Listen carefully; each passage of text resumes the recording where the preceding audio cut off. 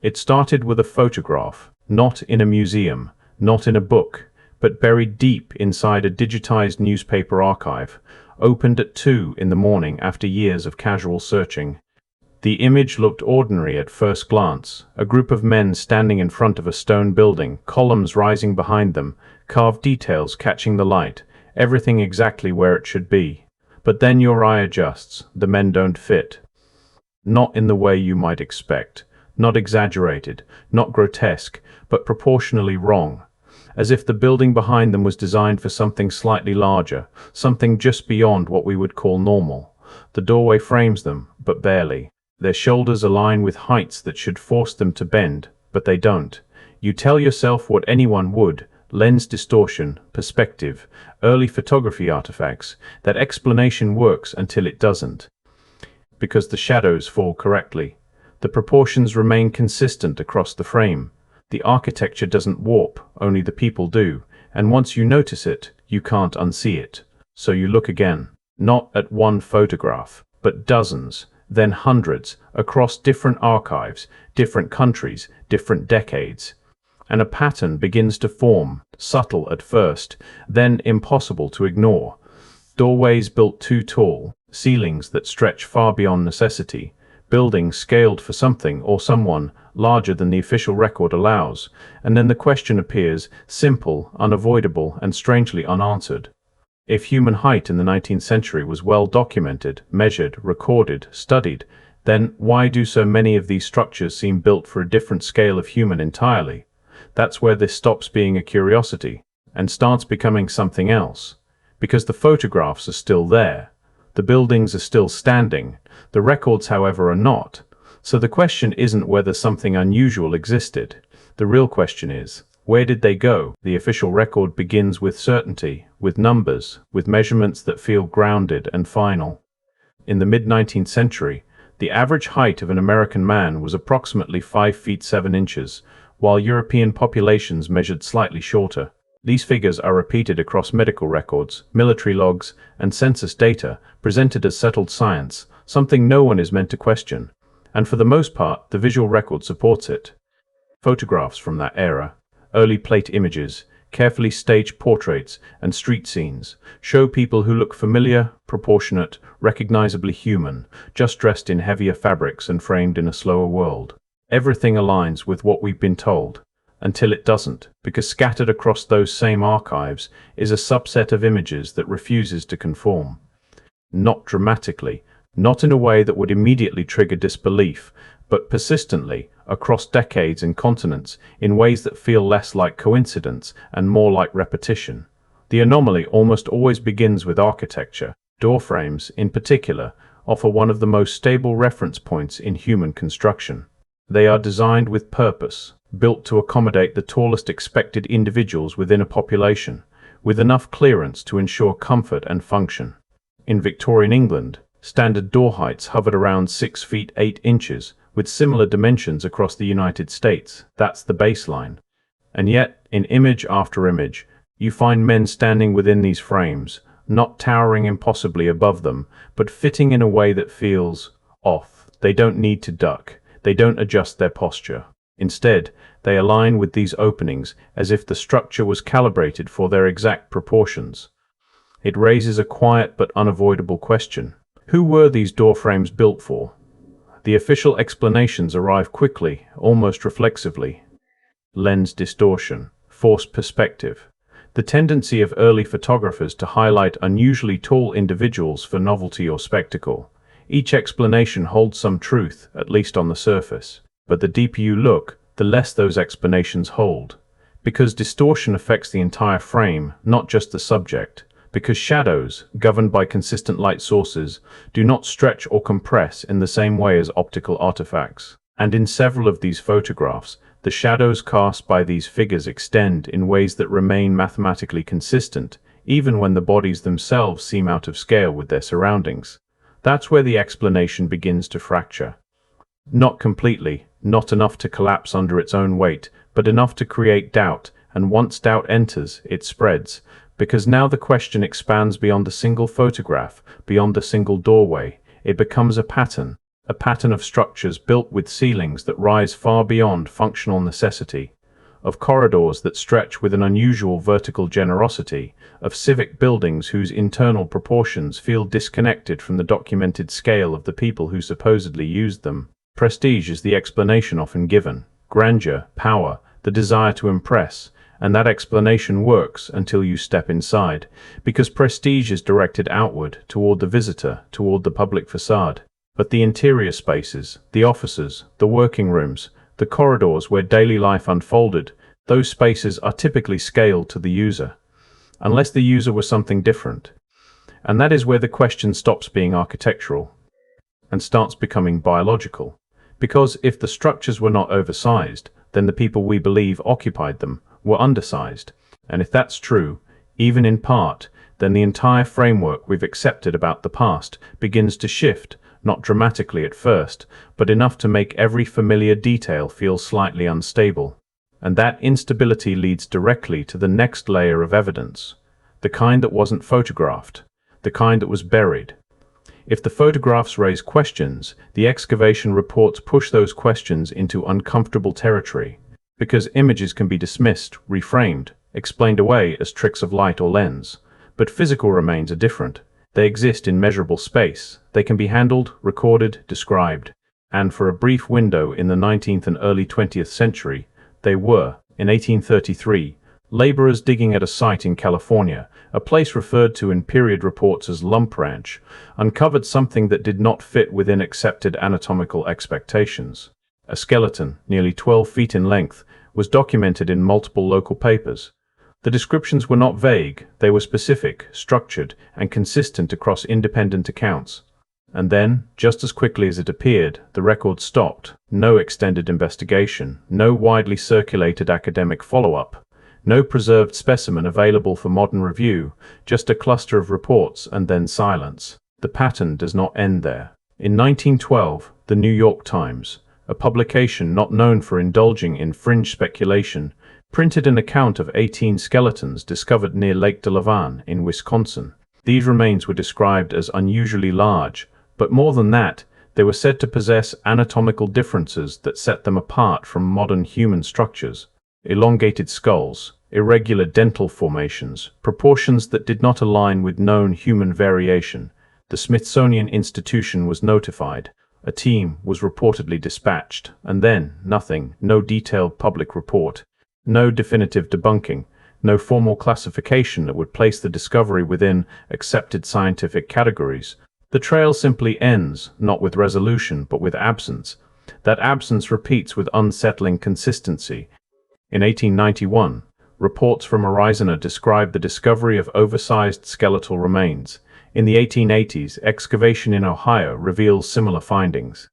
County after county, decade after decade, local newspapers publish accounts of discoveries that challenge the established understanding of human scale, and each time the same sequence unfolds: initial coverage, regional attention, occasional mention of institutional involvement, then silence. Now, it would be easy, and perhaps even responsible, to approach these accounts with skepticism. 19th century journalism was not immune to exaggeration. Sensationalism existed. Figures like P.T. Barnum built entire careers on the public's willingness to believe in extraordinary claims. But hoaxes have a pattern. They cluster around specific individuals. They generate counter-arguments. They are exposed, debated, and eventually dismissed. They leave behind a paper trail of both belief and correction. That is not what we see here. Instead, we see dispersion. Geographic spread across multiple states, across different communities, across publications that had no direct connection to one another. We see consistency in reported height ranges, in structural descriptions, in the involvement of institutions that, in theory, should have clarified the matter, and most notably, we see a lack of resolution, not debunked, not confirmed, simply removed from active discussion. That kind of silence is different. It does not behave like the end of a story, it behaves like the interruption of one, and that interruption forces a deeper question, not just whether these discoveries were real, but what happens to information that does not fit the framework of its time? What happens when evidence emerges that cannot be easily categorized, cannot be comfortably integrated into existing models of understanding? Does it get investigated, or does it get archived, labeled, and quietly set aside? Because when you step back and look at the pattern as a whole, the photographs, the architectural anomalies, the skeletal reports, what emerges is not a single extraordinary claim. It is a system of anomalies, and systems, by their nature, suggest something larger at work, which leads directly to the structures themselves, not just their scale, but their origin, their distribution, and the question that becomes harder to avoid with each new layer examined. Not just who used them, but who built them in the first place. When the question shifts from bodies to buildings, something changes in scale, not just in size, but in implication, because isolated discoveries can be dismissed, scattered reports can be doubted, but entire cities, entire continents are harder to ignore. Focus on a very specific window in time, roughly the late 18th century into the end of the 19th. This is the period often described as an age of rapid expansion, of industrial growth, of nations building themselves into modern form. The narrative is familiar, repeated in textbooks, reinforced through timelines, framed as a triumph of coordination and human effort. But when you look closely at the buildings themselves, the narrative begins to strain. Across cities that had no meaningful connection, no shared governance, no standardized communication systems, a remarkably consistent architectural language appears. Not just stylistic similarity, but proportional uniformity. The same towering columns, the same expansive atriums, the same internal scaling that seems to disregard the documented size of the population. Consider Bombay, now Mumbai, in the late 19th century. The municipal corporation building rises with a Gothic Renaissance influence that mirrors structures in Bristol, England. The proportions align, not just visually but dimensionally. The ceiling heights, the doorway clearances, the internal spatial ratios all echo each other with a precision that feels less like coincidence and more like replication. Move across the world to Montevideo in the early 20th century. The legislative palace emerges under a government with no direct architectural exchange with Europe at that scale, and yet, once again, the proportions match. The corridors stretch with the same vertical emphasis. The doorframes rise to the same heights. The internal volumes feel calibrated to a standard that was never formally shared. Then Melbourne, Sydney, Cape Town, Montreal, Buenos Aires, St. Louis, different continents, different political systems, different resource limitations, same proportions, and that is where the question shifts from why to something far more difficult. How? How do builders separated by oceans, operating without satellite communication, without unified global standards, without a documented exchange of detailed blueprints, arrive at the same internal measurements? Not approximate similarity, not stylistic influence, but near identical scaling in functional spaces. The official explanations attempt to bridge this gap. Architectural trends spread, designers were inspired by European styles. Colonial influence carried certain design principles across the world, and again, these explanations hold partial truth, but they do not account for precision. Influence creates variation, interpretation creates difference. Even within a single city, architects working from the same inspiration produce distinct results. That is the nature of human design. What we see here is something else. Consistency.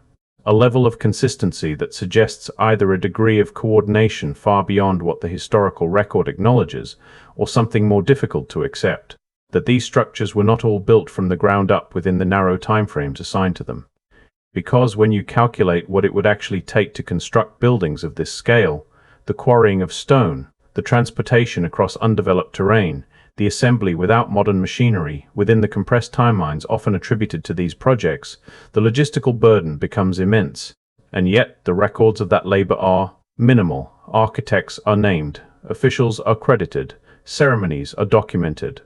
But the thousands of workers who would have been required to execute these projects in many cases barely appear, which creates a gap between what is claimed and what is recorded, and gaps when they repeat across multiple locations, across multiple projects, across multiple decades, begin to form a pattern that suggests the possibility that the 19th century was not purely an era of construction, but perhaps, in part, an era of occupation, of inheritance, of populations moving into structures that were already standing, already scaled, already built for a different set of conditions. That idea is not unprecedented. Civilizations throughout history have settled into the remains of those that came before them.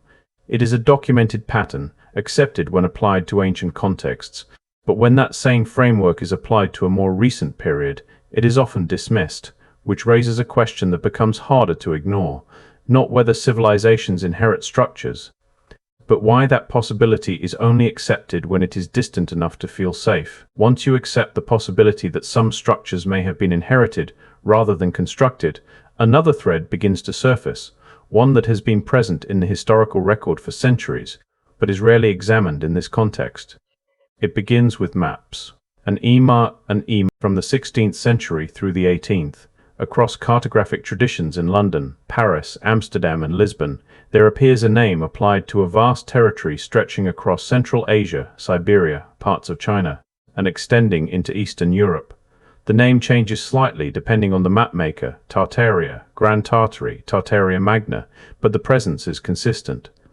This is not a minor annotation. It is not a vague label applied to unknown wilderness. It is defined, bounded, subdivided.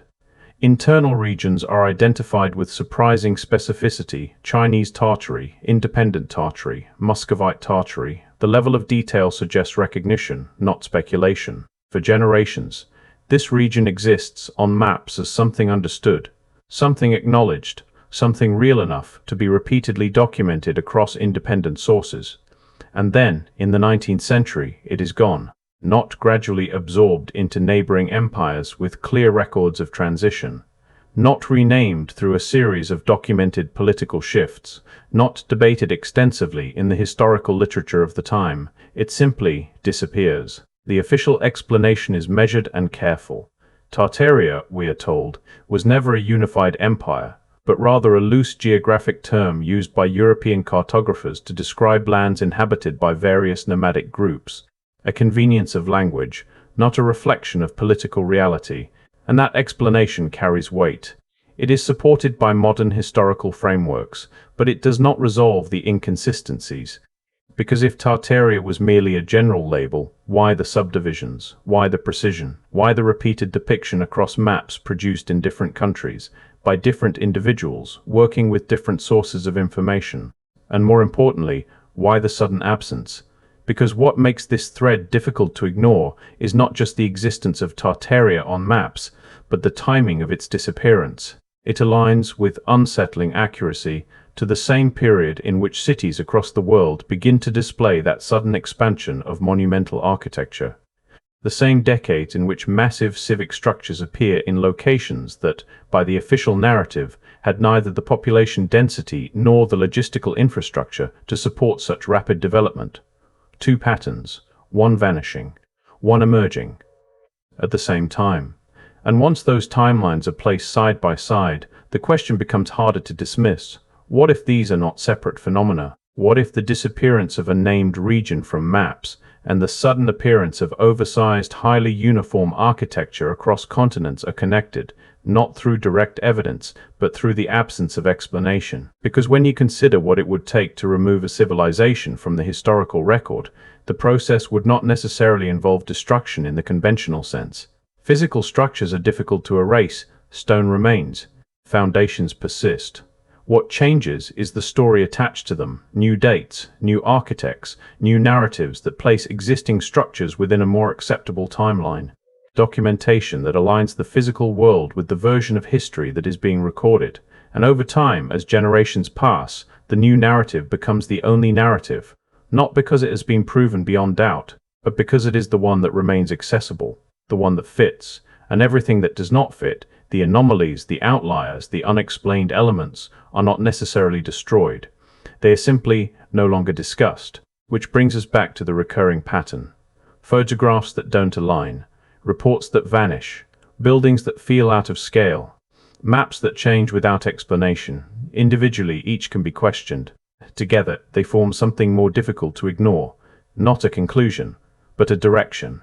At this point, the question is no longer about any single piece of evidence, not the photographs, not the skeleton reports, not even the architecture or the maps. It becomes about the pattern created when all of these elements are placed together. not forced into alignment, but observed as they are. Because patterns, especially those that persist across time and geography, rarely emerge without cause. So consider what a systematic erasure would actually look like, not in theory but in practice. It would not rely on destruction alone. Destruction leaves traces, ruins, fragments that demand explanation. Instead, it would operate through reinterpretation. The structures would remain, but their origins would be reassigned. The records would exist, but they would reflect the new narrative rather than the original one. And the people, if they differed in ways that challenged the emerging framework, would be absorbed into it, reclassified, or gradually excluded from discussion altogether. This does not require a single coordinated force acting with perfect intention. It requires something far more ordinary, and in some ways, far more effective. A system that prioritizes coherence over contradiction, a system that organizes information in ways that make sense within its own structure, even if that means setting aside elements that do not fit cleanly. Because once a framework is established, once a version of history is accepted, everything that follows tends to reinforce it. Documents are interpreted through it, discoveries are filtered by it. Anomalies, rather than reshaping the framework, are often contained within it, stored, categorized, quietly removed from prominence, and over time the absence becomes normalized. The unanswered questions stop being asked. The gaps stop being noticed, until something, a photograph, a report, a building, brings them back into focus, which is where this leaves us. Not with certainty, not with a definitive claim, but with a series of observations that resist simple explanation. Observations that, when taken individually, can be dismissed, but when viewed together, begin to suggest that the story we have inherited may be incomplete. Because if the buildings were scale for something larger, and if the reports of larger remains were more than isolated anomalies, and if a region once consistently mapped can disappear without clear transition, then the question is no longer whether something has been misunderstood. It becomes whether something has been simplified, reduced, adjusted to fit a narrative that is easier to maintain. And that possibility does not require belief in anything extraordinary. It requires only a willingness to consider that history, like any recorded system, is shaped by the people who document it. Which brings us back, not to an answer, but to a position. Standing inside these buildings, looking at these doorways, reading these accounts, and recognizing that the physical world has not changed, even if the explanations attached to it have. The stone is still there, the proportions are still there, the questions are still there, and perhaps the most important question is not whether giants once existed in the way we imagine them, but whether something about the past has been reduced to fit the scale we are comfortable accepting. Because if that is true, even in part, then what we are looking at is not just a mystery of size. It is a mystery of narrative, and narratives once established are very difficult to challenge. It ends the same way it began, not with certainty, not with a conclusion, but with a question that refuses to settle into anything comfortable. Because after all the photographs, all the reports, all the buildings you can walk through yourself, the official explanation still stands, unchanged, confident, complete on its surface. We are told that everything fits, that the records are accurate, that the scale of the past is fully understood. And yet, when you stand inside one of these structures, when you feel the distance from the floor to the ceiling, when you look at a doorway that seems just slightly too tall, just slightly too deliberate, something doesn't resolve. Not completely. Because explanations are supposed to reduce uncertainty. They are supposed to make the world feel more coherent, more stable, more understood. But here, the more you look, the less stable it feels. The photographs remain. The architectural proportions remain. The scattered accounts, incomplete as they are, remain. And the absence of clear resolution, the silence that follows each anomaly, remains as well. So the question shifts, not toward proving anything, not toward forcing a conclusion where the evidence refuses to settle, but toward something much simpler and much harder to ignore. What if the version of history we've been given is not wrong, but incomplete? What if the structures we walk through every day are telling a story that was never fully recorded? And what if the details that don't quite fit, the ones we are most quick to dismiss, are the ones that matter most? Because someone built those rooms, someone decided how high those ceilings should rise, someone stood in those doorways, not as an anomaly, but as the intended scale. And whether we choose to question it or not, that intention still exists, embedded in stone, waiting to be noticed. So the next time you pass through a building that feels just slightly too large, just slightly out of proportion, don't just look at it. Ask yourself, who was it really built for? And more importantly, why does that question feel so difficult to answer?